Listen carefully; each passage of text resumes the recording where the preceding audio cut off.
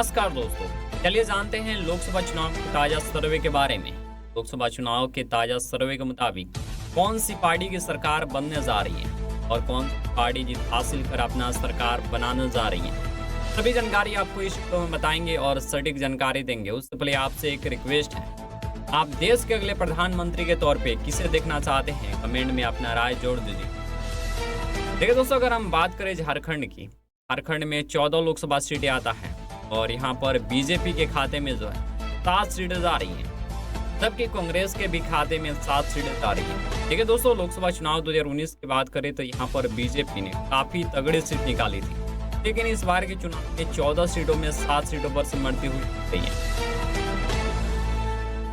मध्य प्रदेश की बात करें तो मध्य प्रदेश में लोकसभा सीटें आता है और यहाँ पर बीजेपी के खाते में 29 सीटें जा रही है, जबकि कांग्रेस गठबंधन यहाँ पर 4 सीटों पर सिमट रही है।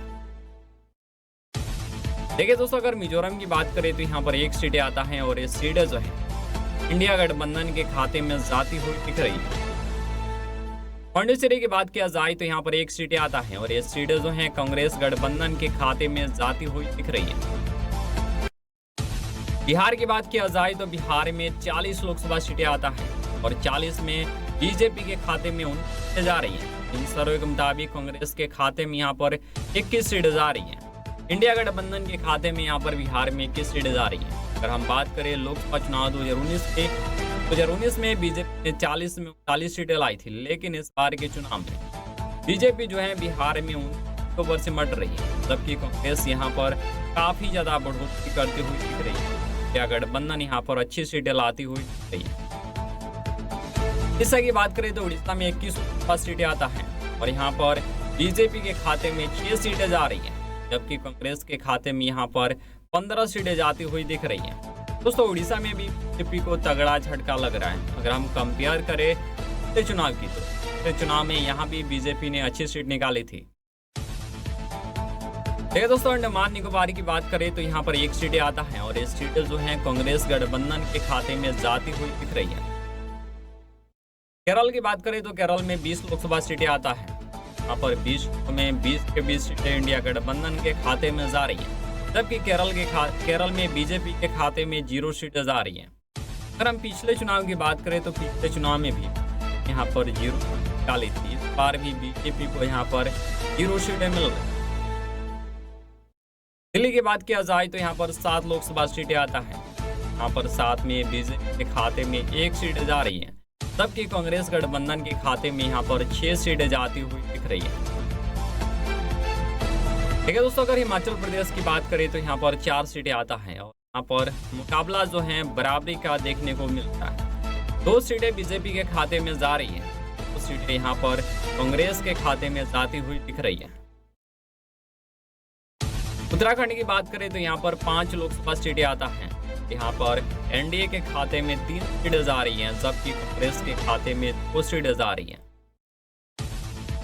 जम्मू और कश्मीर की बात करें तो यहाँ पर 5 सीटें आता है और यहाँ पर बीजेपी के खाते में 1 सीट जा रही है, जबकि कांग्रेस के खाते में यहाँ पर 4 सीटें जाती हुई दिख रही है। त्रिपुरा की बात किया जाए तो यहाँ पर 2 सीटें आता है और 1 सीटें बीजेपी के खाते में जा रही है, 1 सीटें यहाँ पर कांग्रेस के खाते में जाती हुई दिख रही है। महाराष्ट्र की बात करें तो यहाँ पर 48 लोकसभा सीटें आता है और 48 में बीजेपी के खाते में 22 सीटें जा रही हैं, जबकि कांग्रेस के खाते में यहाँ पर 26 सीटें जा रही हैं। ठीक है दोस्तों, लोकसभा चुनाव 2019 की बात करें तो उसमें बीजेपी ने 48 में 41 सीटें निकाली थी, लेकिन इस बार के चुनाव में बीजेपी मात्र 22 सीटों पर सिमट रही है, जबकि कांग्रेस यहाँ पर 26 सीटों के साथ बढ़त बनाता हुआ दिख रहा है।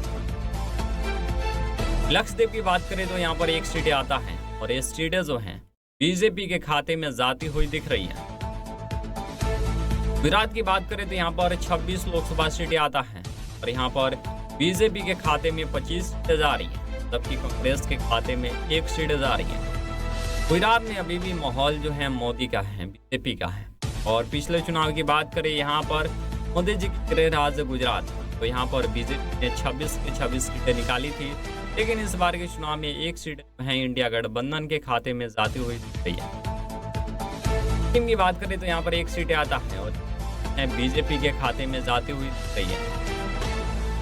मेघालय की बात किया जाए तो यहाँ पर 2 सीटें आता है और यहाँ पर मुकाबला जो है बराबरी का देखने को मिल रहा है। एक सीटें बीजेपी के खाते में जा रही हैं तो एक सीटें कांग्रेस के खाते में जाती हुई दिख रही है। चंडीगढ़ की बात करें तो यहाँ पर 1 सीटें आता है और ये सीटें जो हैं कांग्रेस के खाते में जाती हुई दिख रही है। आंध्र प्रदेश की बात करें तो यहाँ पर 25 लोकसभा सीटें आता है और 25 में भाजपा के खाते में 10 सीटें जा रही हैं, जबकि कांग्रेस के खाते में यहाँ पर 15 सीटें जाती हुई दिख रही हैं। असम की बात करें तो यहाँ पर 14 लोकसभा सीटें आता है और यहाँ पर बीजेपी के खाते में 6 सीटें जा रही हैं, जबकि कांग्रेस के खाते में यहाँ पर 8 सीटें जाती हुई दिख रही हैं। उत्तर प्रदेश की बात करें, देश का सबसे बड़ा राज्य उत्तर प्रदेश, यहाँ पर 80 लोकसभा सीटें आता है और यहाँ पर बीजेपी के खाते में 40 सीटें जा रही हैं, जबकि कांग्रेस के खाते में यहाँ पर 34 सीटें जाती हुई दिख रही हैं, तो अन्य के खाते में 6 सीटें जा रही हैं। लोकसभा चुनाव 2019 की बात करें तो वहाँ पर चुनाव में बीजेपी ने यहाँ पर 40 के जगह 60 प्लस सीटें लाई थी, लेकिन इस बार जो है बीजेपी यहाँ पर 40 सीट पर सिमट रही है, जबकि कांग्रेस के सीटों में यहाँ पर बढ़ोतरी देखने को मिल रही है। अरुणाचल प्रदेश की बात किया जाए तो यहाँ पर 2 लोकसभा सीटें आता है और यहाँ पर भी मुकाबला जो है बराबरी का देखने को मिलता है। 1 सीटें बीजेपी के खाते में जा रही है, 1 सीटें यहाँ पर कांग्रेस गठबंधन के खाते में जाती हुई दिख रही है। छत्तीसगढ़ की बात करें तो यहाँ पर 11 लोकसभा सीटें आता है और यहाँ पर 11 के 11 सीटें बीजेपी के खाते में जा रही है। अभी भी छत्तीसगढ़ में जो है मोदी का लहर बरकरार दिख रहा है।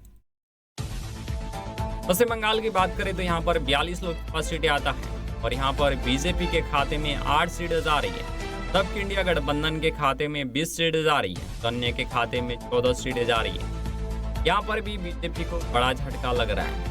लोकसभा चुनाव 2019 बीजेपी ने बंगाल में 42 में 20 प्लस सीटें लाई थी, लेकिन इस बार के चुनाव में 8 सीटों पर सिमट रही है।